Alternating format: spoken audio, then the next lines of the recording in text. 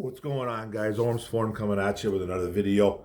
Today we're going to do the video. We're going to do the aftermath, Week 18, Minnesota Vikings going up to Ford Field. Vikings coming in at 14-3. Well, losing this football game, dropping to 14-3. Lions winning this football game, 15-2 on the season. Lions win 9-31. Amazing game. Lions win the North, lock up the 1 seed. By playing lights out defense, something that I really didn't think was going to happen. Offense struggles but finds a rhythm in the second half. I really didn't think that this was going to be a game like this. I think my prediction was 40-46 for the Detroit Lions. I thought Sam Darnold was going to come in here and I thought he was going to light it up. I really did. The shout out to guys, that content creators, YouTube guys, Facebook guys, Walt Stringer especially, a guy that I had the pleasure of, I've done a podcast with him a couple times. I need to do more with him. He's a really smart football guy, X's and O's type guy. He does a show with Ashanti Veasley, their co-host on Lions Avenue podcast, mainly Facebook. I know they used to be on YouTube months and months ago, and I don't know, some stuff went down. I'm not sure what happened. But check him out on Facebook, on YouTube, wherever you got to find these guys. Walter Stringer, Shanti Veasley, those guys on a show called Lions Avenue Podcast. I like to watch these guys. They're very smart. Like I said, X's and O's type guys. We kind of got in this discussion before this Vikings game, and Walter brought it up about this, like, who says that Sam Darnold's not going to come in here and turn into a pumpkin?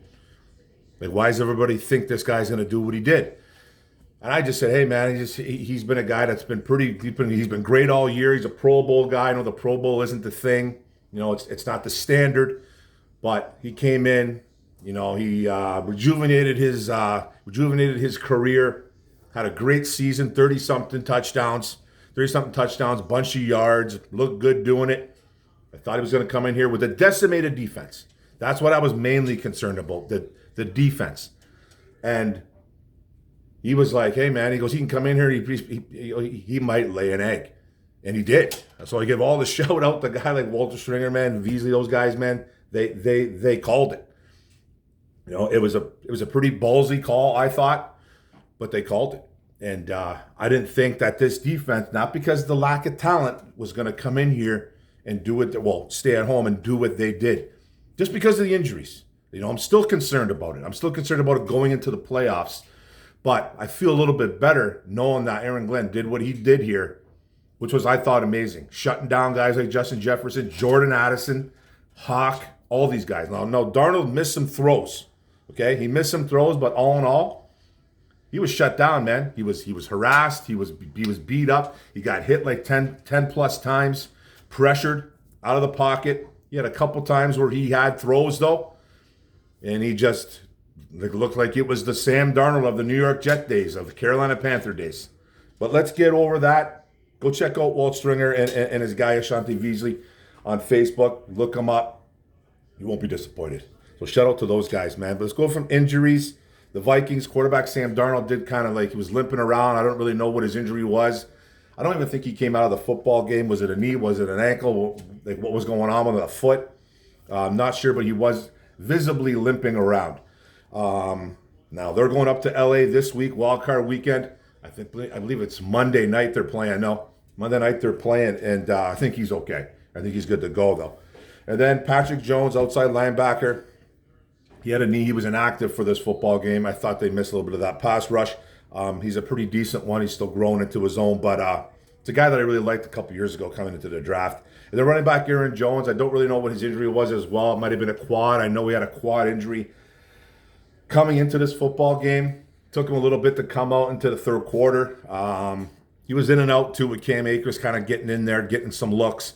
So maybe he's got some problems going on with his quad. He's an older guy, not old, but believe he's in his 30s. He's a guy that, keep an eye on coming into Monday's matchup. Now with the Lions, we obviously had Alex Anzalone back, which was humongous. I didn't think he was going to make such an impact coming back from all the time that he missed, but he did. And the wide receiver, Khalif Raymond, who had a big catch at the end of that second quarter. I'm going into the halftime to set up A field goal by Jake Bates. So that was huge. That was really big, and he's our primary punt returner as well. Rookie cornerback Terry Arnold did get hurt during this game. He was helped off the field, carted off the field, or carted back into the locker room with a foot injury. Negative. X-rays came back, I guess, that's what Dan Campbell said, and I guess he's good to go in 2 weeks because we got the bye. Detroit Lions, first time ever, by the way, I think, winning that 1 seed. So they got the bye. He'll be back in 2 weeks to play whoever we play. It'll be between guys like, who knows who it's going to be. It's going to be anybody in that NFC except the Philadelphia Eagles. So the Packers, could be the Packers, could be the Commanders, could be the Vikings.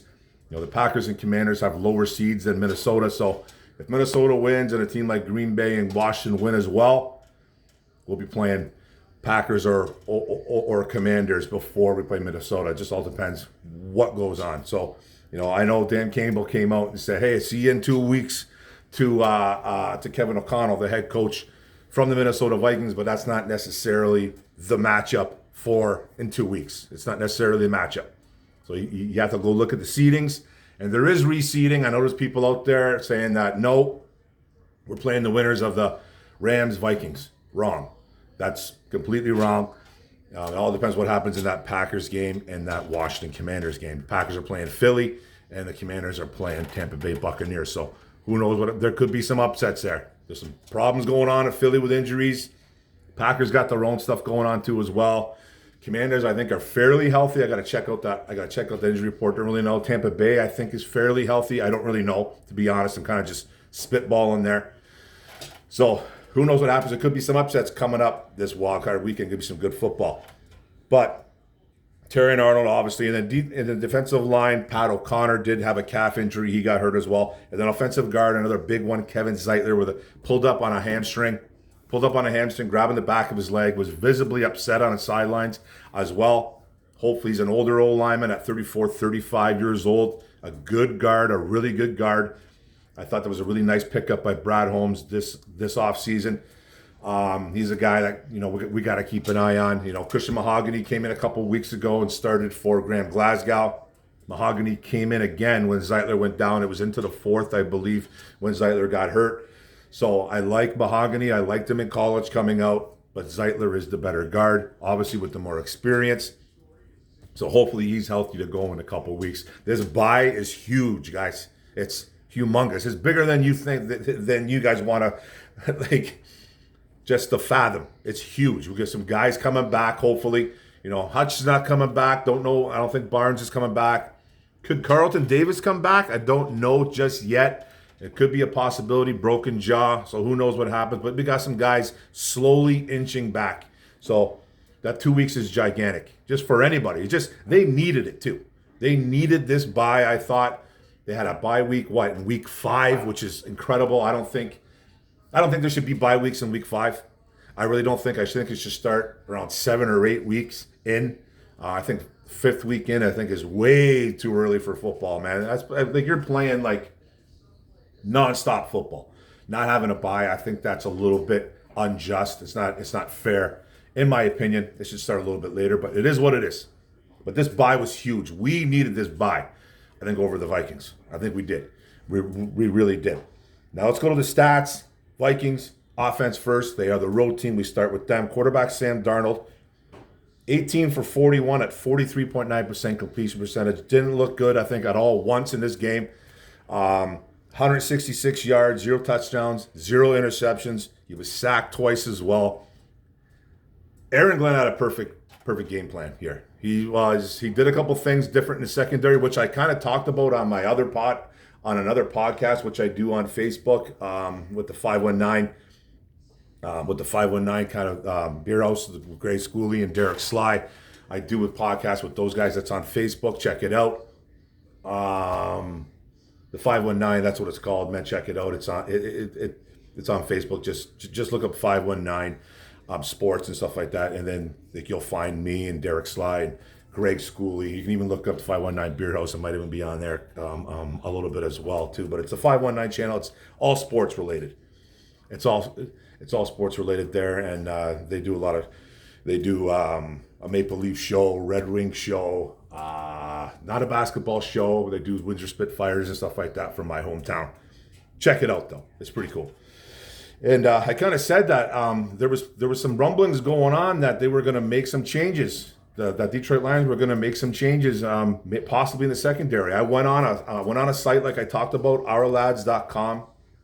It's a depth chart site, and they had Amik Robertson on the outside. They had Brian Branch moved to the nickel. Fieto Melifonwu getting a lot of playing time in there too as well, getting in there at safety, getting in there at corner. And that's what happened. Amik Robertson moved to the outside and it was locked up on Justin Jefferson for a majority of the snaps. And he was amazing. He was amazing. Playing man defense on probably one of the best wide receiver in the NFL is mind-boggling, but it worked. It worked on Jefferson. It worked on Jordan Addison. It worked on anybody that was, that they were trying to lock up on. And they played man majority of the football game, which is insane to do to the Minnesota Vikings. If you know anything about football, you know anything about man coverage, that's a team you don't do it against. And they did it with a fourth-round guy that's been around the league for a few years. He started with the Raiders, Amik Robertson. He's mainly a nickel cornerback here. He kind of went back and forth a little bit as a Las Vegas Raider from nickel to outside. He's a sticky guy. He's a smaller dude at like 5'9", 170, 180 pounds, whatever he weighs, going up against a 6'1", 205 pound wide receiver, and probably the best wide receiver in my opinion in the NFL, next to guys like Jamar Chase. Those guys are 1A, 1B. And playing man up on these guys was amazing. So more on that in a bit. I'm probably talking about too much. I should be talking about more about the stats, but I'm kind of rambling. But I'm just excited about this football game, that we won this game. So Darnold wasn't great. I don't think he was great. He was pressured all day. He got hit over 10 plus times. He missed some throws though. I think he was rattled. I think he was shook. That's what's going to happen when you go up against a guy like that doesn't have the experience and hasn't been great in his NFL career. You play a little bit different on him, and I think that Vikings offense were very confused about what was going on, and I think it got in their heads. So rushing the ball, running back Cam Akers was 6 for 65. He had one big long run, about 40-something yards, maybe 50 yards, whatever it was. That really kind of inflated those numbers. 10.8 yards a carry. He was pretty much stopped, I think, most of the game, but he did have that big, long run. Running back Aaron Jones was 10 carries for 45 yards on 4.5 yards a carry. He's in and out. It seemed like that game beat up. They did have over 120 yards on the ground as a unit. So they did their job there. But we held them out of the end zone. We did our job there. And the receiving, incredible, man, when you hear these numbers. Wide receiver Justin Jefferson, 3 catches for 54 yards. 18 yards a catch on 9 targets. Amik Robertson locked him down. He was put the clamps on him. It was over. The wide receiver Jalen Naylor, a Michigan State guy, 3 catches for 53 yards, 17.7 yards a catch on 4 targets. Running back Aaron Jones had 5 catches for 30 yards, 6 yards a catch on 6 targets. TJ Hawkinson had 2 catches for 9 yards, 4.5 yards a catch, 8 targets, sorry. And Darnold missed him on one play where I think Hawkinson got away from, I believe it was Jack Campbell. I don't think it was Anzalone on this one. Got away from Jack Campbell. Sam Arnold airmails it right over his head. Incomplete. And then wide receiver Jordan Addison. This is the big one. He had 1 catch for 0 yards, 0 average there on 6 targets. So that was amazing in itself, too. The Justin Jefferson thing, 3 for 54, is crazy, too, as well. But the Jordan Addison 1 catch for 0 yards is mind-boggling to me. Mind-boggling. Aaron Glenn did wonders. And kudos to the guys stepping up, man. Kudos to the D-line adding pressure, the linebackers. Kudos to the secondary for putting on the clamps on these guys. And arguably the best 1-2 duo in the NFL, Jefferson and Addison. Arguably the best. We can argue that it's St. Brown and J-Mo. You can say that's Chase and Higgins. You can go down the line on a few guys.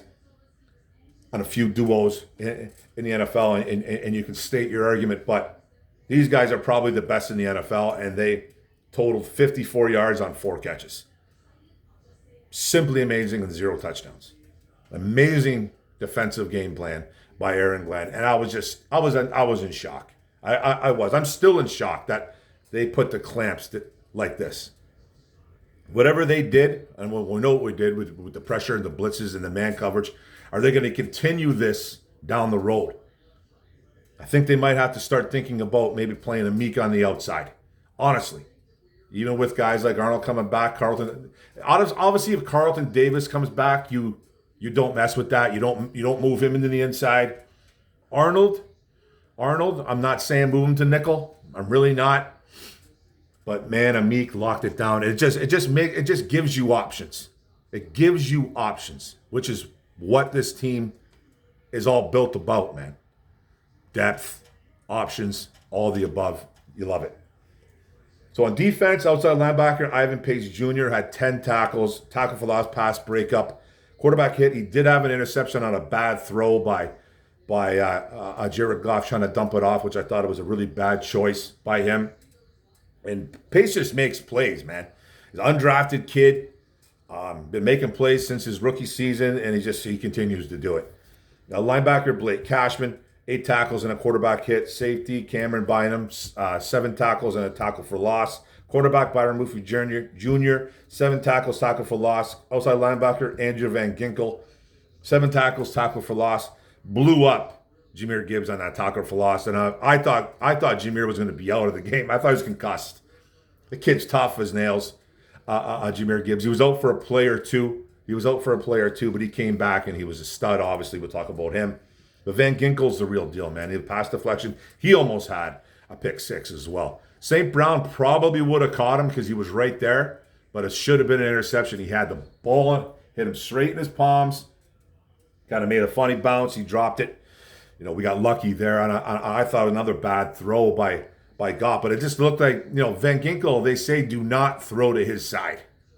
Don't throw to his side on screens or anything like that. He blew up a couple plays, man, and he almost had a pick 6. He really did. He's a guy you have to know where he is at all times. You have to be careful with him on that Van Ginkel kid. I liked him in Miami, too. I really liked him in Miami. Linebacker Jonathan Grenard, another free agent pickup by them, 5 tackles, 2 tackles for loss, 2 quarterback hits, and a sack.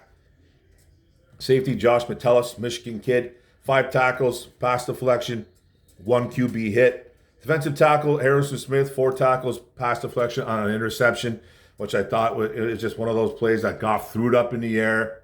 It was on first down, though, so people are like, well, it's just a punt, just as good as a punt, but it was on first down, so it kind of bugged me why they kind of did that. I understand what they were trying to do.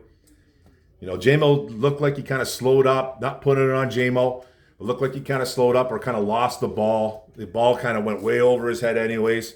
Even J-Mo couldn't catch up to that. He's the fastest man alive. He couldn't catch up to it, and Harrison Smith was just kind of sitting there and just tracked the ball down and made an easy pick. Defensive end, Jonathan Bullard, 3 tackles, tackle for loss, pass deflection, a QB hit, and a sack as well. I think he was another free agent pickup as well, Jonathan Bullard. I think. Don't quote me on that. I think, or has he been around for a little bit with the Vikings? Don't know, but he had a nice game. And then kicker Will Richard, the rookie, had 3 for 4 on field goals. He did 51 long. He missed a long one too as well. And then punter Ryan Wright 3 times. He punted for 51.7 average as well. Lions offense, quarterback Jared Goff was 27 for 33, 81.8% completion percentage, which I thought, that's phenomenal itself. I thought he had a bad first half, played really well in the second half. 231 yards, touchdown, 2 interceptions, sacked twice as well. Like I said, he had a slow start. I think the whole offense had a slow start in that first half, only scoring 10 points. But Goff lit it up as well as everybody else did in the second half of that football game. They got back to basics, running the ball again, doing what Goff does best, and had a nice second half. Rushing the ball, running back Jahmyr Gibbs was 23 for 139 yards, 6 yards a carry, 3 touchdowns. He's a legitimate superstar. He is. He's turned into a superstar. Leads the NFL in regular season touchdowns. He had a phenomenal year, Pro Bowl year. He will be All Pro. There's no question about it. He's legitimate. He's legit. I knew he was legitimate last year, but he's put the stamp on it now. He's a special type of running back. He's getting more looks now, obviously, with David Montgomery being out, and he's proving that he can handle it as of right now. Now, I think we need Montgomery back, but he is doing his job, and he's looking like Alvin Kamara out there. He looks like Alvin Kamara, Jamal Charles, whatever you want to compare him to. He is a legit 1A running back. He just is. He's a guy that can handle the load. Can he do it for 17, 18 weeks and then into the playoffs? We don't know that just yet. This team I think is always going to have a running back by committee going on. David Montgomery coming back in the playoffs eventually will be huge for this team. Kind of need that. They had the exact same carries when Montgomery went down. I believe it was one off. One had 185, one had 186 carries at the time of Montgomery's injury. So it's a true RBBC, a running back by committee. But Gibbs is proving that he can handle the load right now. He's done it for, 3-4 games now. With outrageous numbers, touchdowns through the roof, catching the ball, doing everything that an RB1 is supposed to do. And then running back, Craig Reynolds, 8 carries for 39 yards at 4.9 yards a carry. I really like what he's been doing, man. He's in there for pass blocking. He's getting his nose dirty. He's not shying away from contact. He's a kid that runs hard. He's a little bit of a he's got some oomph to him. He's not a huge guy, about 210, 215 pounds, but he runs harder than he looks. And at 4.9 yards a carry, you can't ask for anything else. He's doing his job. He's doing his job well. He's not David Montgomery, but he's doing his job. And receiving, wide receiver Amon-Ra St. Brown had 6 catches for 77 yards at 12.8 yards a catch, 7 targets. Tight end Sam Laporta, I think, had a really nice day. It looks like he's getting healthier. Last couple of weeks, you can see he's got a little giddy up in his step, which I really like. He was 7 catches for 63 yards, 9 yards a catch, 7 targets as well.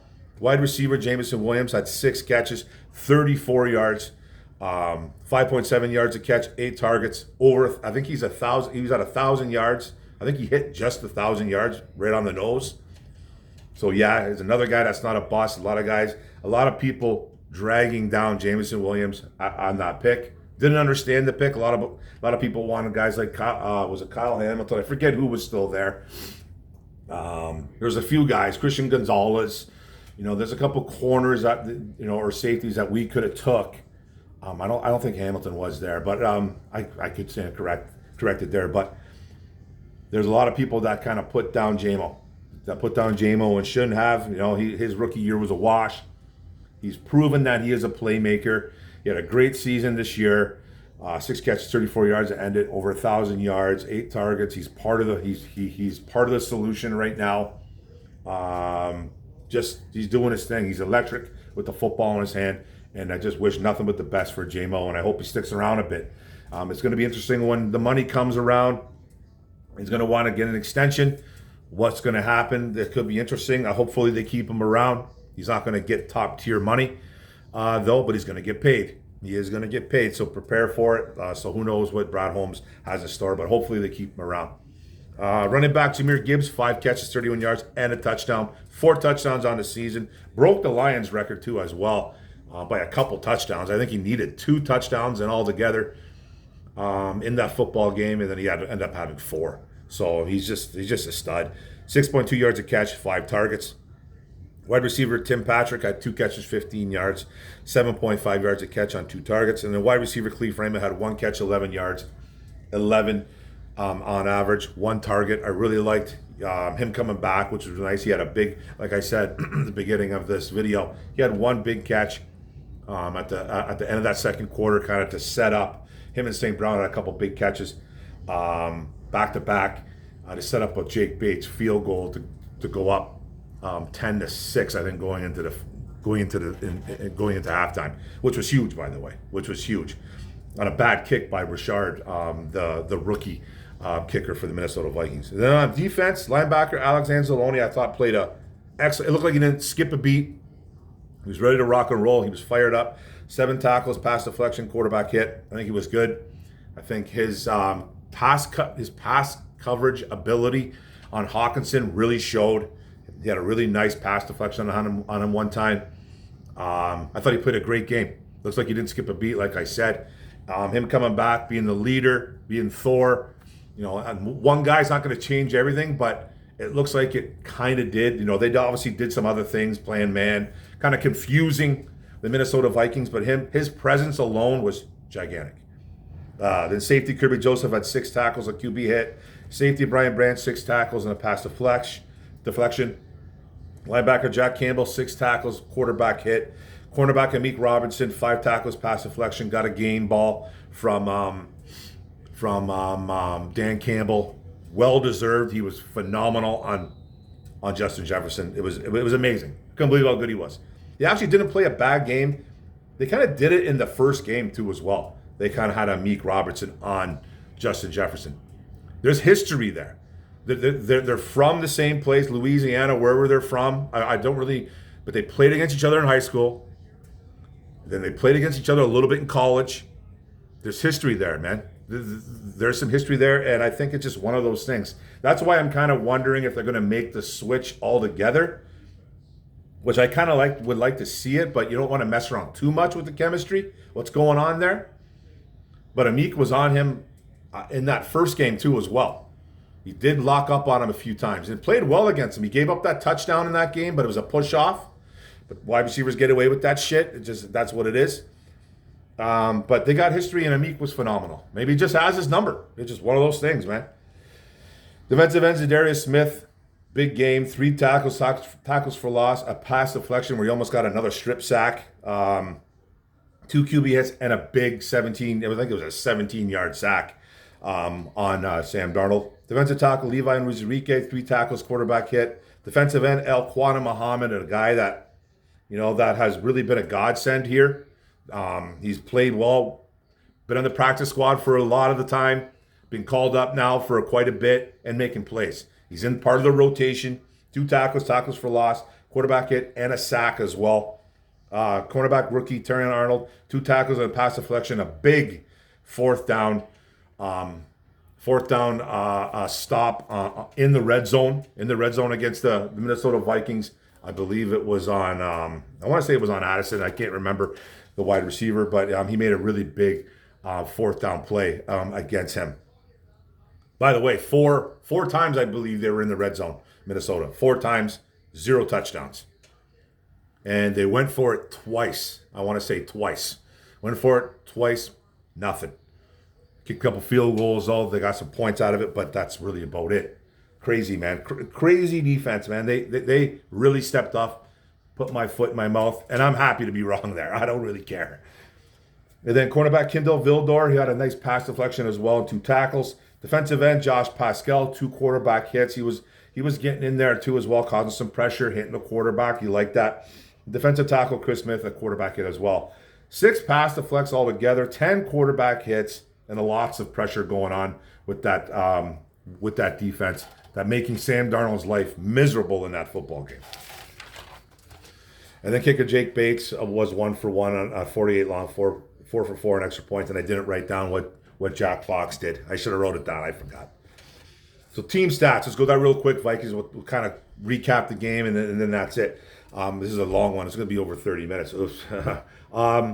Vikings first, because they're a road team. 14 first downs, 3 for 13 on third downs, 0 for 3 on fourth downs, 120 yards rushing, 142 yards passing, 262 yards on total yards right there. Sacks, 2 sacks for 15 yards, 0 interceptions thrown by Sam Darnold, 3 punts, 51.7 yards a punt. The punter was doing his job over there in Minnesota on average. Penalties, 6 for 30, 6 penalties for 30 yards. And then fumbles lost, 0-0. Possession, they possessed the ball 23 minutes, 48 seconds for the Vikings. And then the Lions, 24 first downs. Third downs, they were 5 for 12. Fourth downs, 2 for 4, getting a couple touchdowns out of those as well. Rushing, they rushed for 178 yards total as a unit. Passing the ball, 216 total. Total yards, 394 as a team. Sacked twice for 24 yards. 2 interceptions thrown by Goff. Punts on average, 2 punts, 51 yards, so Jack Fox was doing his job. Penalties, yards, 8 penalties, 49 yards. So back to these Vikings fans that were crying about this game, saying that the refs are being paid by Dan Campbell and Sheila Ford, just whining like constantly. That's all you still see it. It's Tuesday, and they're still talking about how we paid off the refs. We had more penalties with more yards against. Refs are going to miss calls, okay? They're going to miss calls. There was calls against Minnesota that should have been called as well, too. It happens. Stop whining. Then fumbles lost, 0-0. Possession, 36 minutes, 12 seconds. So that's it, guys. That's it. I'll talk about the game right now. Up next, nothing for the Detroit Lions. They're on a bye week. They get to put their feet up, relax, watch some football, take down some notes. That's what they're going to do. That's what they do. That's what professionals do anyways. You're going to be keeping an eye on that Packers game. Keep an eye on that Minnesota game. Keep an eye on that, what's it called? Yeah, the Minnesota game, the Packers game, the Washington game. The eyes will be glued to the TV. So up next, nothing. I'm writing that down right now. Nothing.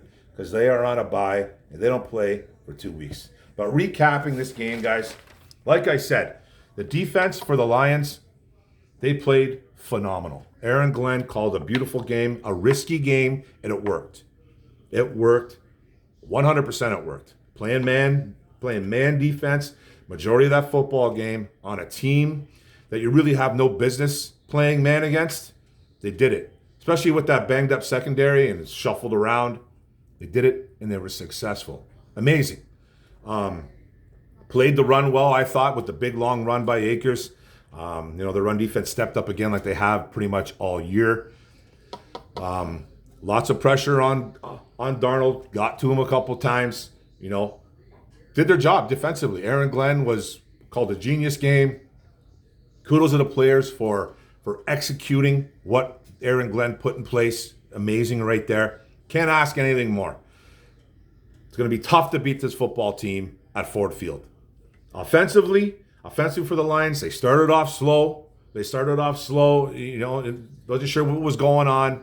They had a couple opportunities that they missed. A couple fourth down. They ran on a third and I believe it was a 3rd and 8, and they went for it. And a couple times they were like, okay. They didn't look like they were in a rhythm in that first half. They didn't look like they were in a rhythm. They only scored 10 points in the first half. And then what? I think either the Vikings scored 6 or 9, whatever it was in that first half. And it was mind-boggling. What was going on. But then the second half was a little bit different. Goff played a lot. I thought Goff didn't play well in the first half. We had that one bad throw that Ivan Pace kind of picked off. It was a bad dump off. He got picked off again on a long throw, which wasn't bad. I thought on first down, though, why are you doing that? But I understand what they were doing. But second half, he stepped up and he played phenomenal. I think he played phenomenal. He almost threw another pick, though, against Van Ginkel. But Van Ginkel just kind of appears like a magician out of nowhere. That guy's just, he's special. He times plays to a T. He's a very smart football player, Andrew Van Ginkel. But he played great. And then Gibbs was phenomenal. You can't ask anything more about what Gibbs has been doing. He was, in an RBBC with David Montgomery, running back by committee. Unfortunately, Montgomery goes down, and it's a whole different story. Gibbs is a guy, and there's a lot of people that didn't think Gibbs was going to be able to do this. A lot of people were like, he's not going to be able to carry the workload, but he has. He has become RB1, and it's a must because you're not splitting carries with Craig Reynolds. Even though I love what Craig Reynolds is doing, Craig Reynolds is not Dave Montgomery. Not even close, but he's doing well for a guy. Cat just ran by. He's doing well for a guy stepping in. Stuff. Everybody thought it was going to be Sione Vaikai. I tried to tell everybody it's going to be Craig Reynolds. It's not going to be Vaikai. I said it's probably going to be Jamar Jefferson over Vaikai anyways. We saw Jamar in that first game. We haven't really seen Vaikai or Jamar since. So it's the Gibbs show with a splash of Reynolds right now. We'll see what happens with Montgomery possibly coming back. But that offense turned it up in the second half, did what they were supposed to do. Gibbs did his thing. A lot of big first downs by guys like St. Brown, Jamo with a couple big catches. Khalif Raymond, Tim Patrick, Laporta was huge, I thought. So the offense, it's the best offense in the NFL. Like I said, I'll put them up against any defense in the NFL. I don't care if you're the Eagles, which I think the Eagles are a great defense. Don't get me wrong, but I will put up that offense against any defense right now in the NFL. So we're going to score a ton of points. We're going to score points. We're going to score a ton of points again in 2 weeks. We don't know who we're playing. It could be one of 3 or 4 different teams. Don't know yet. I'm not making any calls on that. Could be anybody. Vikings, Packers, Commanders. Who knows who it's going to be. Who knows who it's going to be. Don't know just yet. So, great game by the Lions. Locked up the North. Back-to-back NFC North champions. Got the 1 seed for the first time in their lives, which is crazy to think about too as well. Did their job. 4 things you got to do in the NFL, guys. 4 things. This is my opinion, and I think you guys can roll with this or whatever you want. 1, make the playoffs. Okay.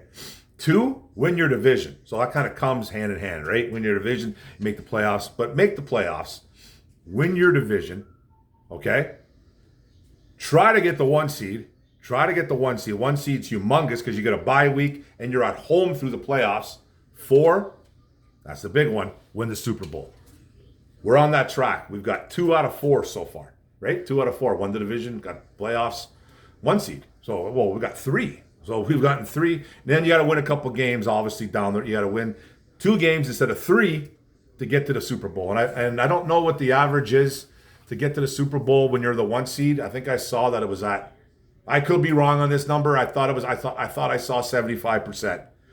It's a 76% chance, or 67. Maybe I had a little dyslexia going on in me right now, but I thought it was a 67% or 75%, 76%, whatever it was, which is high, which is pretty high.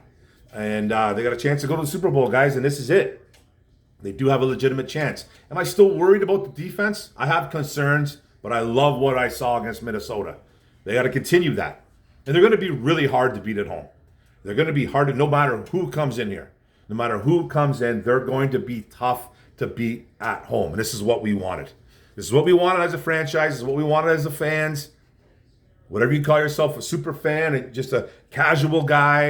If you're on a YouTube channel, you're on a Facebook channel, this is what you play for. This is what you watch football for. I'm 51 years old, and I'm excited to say that for like the second time in my life, because back in the day when they had a couple good teams in the 90s, they should have went to the Super Bowl. They should have went to the Super Bowl, I think, once for sure. 91, 92 it was. They should have went to the Super Bowl. I really think that's when they beat the Cowboys. Then I think they lost to the Eagles the next week, whatever it was. Eagles are Washington. I forget who it was. I'm trying to erase that memory. But this is what you've been striving for the whole time. This is why you watch football. It really is. This is why you watch football. This is why you play football, to win championships, and you want to see your favorite team doing it. And there's guys, there's other fan bases out there that tell us we don't know how to act. You know what? Middle finger to you. I don't care. I really don't care, man. I'm gonna act out. I'm gonna act up. I'm gonna be a fool. I'm gonna be a fool on Facebook. If you're gonna continue to cry, I'll have a normal conversation with you. But if you don't want to have a normal conversation with you, I'm going to turn into a child as well. I will. And I have no problems doing it. I don't really have any problems doing it, man. Because my team is a phenomenal football team, and we got a chance. Now, hopefully some guys can get healthy, especially on the defensive side, obviously. Don't know how that's going to go down just yet. But I have full trust in our offense to put 30 to 35 or more on the board every week. And I don't care what defense we're going up against. It could be the Eagles, it could be the Vikings, it could be the Packers, it could be any of those defenses. We're putting it on you. It's getting put on you. It really is, and it's going to be put on you. It is. That's just the way it is. And it's up to our defense to make some stops, make some critical stops, hopefully. And, we did that against the Vikings, and you saw the outcome. So this is a very long, video of mine, 40 minutes plus. Probably a little bit longer than normal because I had to get, we won the North. We got the 1 seed, so I had to do it. I had to make it a little extra longer. So hopefully you watch the whole thing. I understand if you don't. I just understand if you don't. That's extremely long. I'm a little ridiculous for it, but we got the North, baby. We got the North, and we got the 1 seed, and we're coming. We're coming. So thanks a lot, guys. I really appreciate it, man. Thanks for coming into the video and watching. Don't forget the subscribe button at the bottom right. Don't forget the notification bell. Ding, ding, ding. Get all my videos. Appreciate it, guys. Like, comment, subscribe. Thanks a lot, guys. Regular season done. Check. Got the big green check mark. Now we're on to a whole new season. Playoffs are here. And I'll get to you guys this week with some other videos. And, still don't know what the matchups are. We'll talk about that, obviously, when that happens. So thanks a lot, guys. Detroit, one pride, grit. Detroit versus everybody. Let's go. Boom.